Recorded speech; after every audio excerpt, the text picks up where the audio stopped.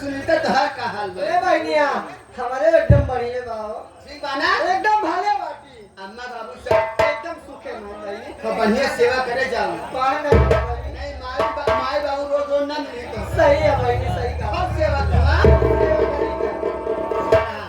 अरे हमार छोटी बहनी बड़ी बहनी मझली बहनी सब बहनी से पूजा रानी के राम राम।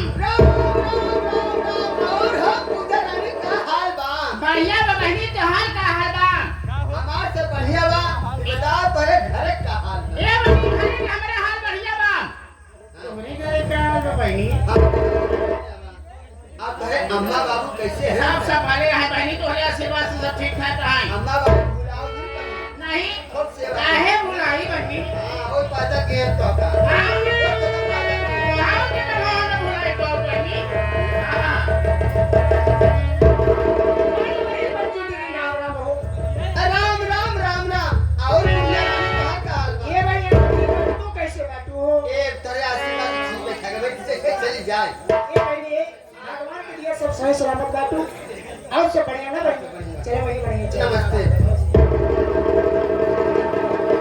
अरे हम कह भाई राम राम हो राम राम राम राम। और वो ज्योति कहाँ का हाल बा? ये दिया हमारे दिन बढ़िया है कि अपन बताओ का हाल तो है और उससे पहले सर की जाता कौनो सूरत कौनो सूरत तब का कैसे भाई कौनो सूरत ई बतावा कि धान पेहन वन डालो कि नहीं क्या कहे के हम दाई दे काहे हमरे खेत लग गया है अबे बहनी एक चावल बढ़िया चल। ए बनिया सारी बात छोड़ा हम तुम्हारा से कुछ पूछे चार बात हमारा से हाँ बोला ये बताइए ये ओठ पे लाली लगाते हैं ये ओठ पे लाली लगा कर आंखों में गजरा और माथे पे बिंदिया सजा कर दीदी कहाँ जा रही है ए दीदी हाँ आई कहाँ पूछे का मतलब और मकसद यह बा कि हर सुरह सिंगार के लिए कहाँ से आते कहाँ पूछनी गिराइयो ए दीदी हम चले आते हैं जिला प्रतापगढ़ थाना रानीगंज ग्राम कहले चले आते हैं। लेकिन मैंने जान कर बाटू जाते हैं बहनी बीबीपुर में। ये बनिया वहाँ पर क्या करने जा रही हो अरे दीदी पूरी खाने पूरी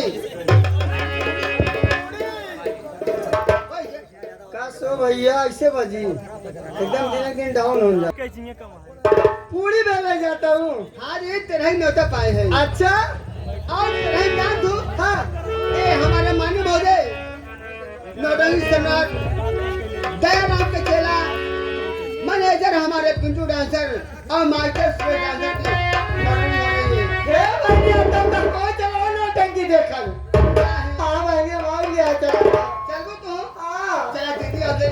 हम आहू चल पड़ी। चलो चलो ये भैया हम और चला गया ऐसे नहीं हाँ कुछ कहा चला रही है ताकि रास्ता कट जाए और का गर्मी नहीं लागल बहन को बनी। गर्मी बहुत बा। कुछ कहत की चलो ताकि रास्ता कटे। खाने में और क्या? तो बहाने वाली बात बताओ। का बताए दीदी हाँ भाई मन से धुन मिले लाग नहीं या होते ही मर जाना।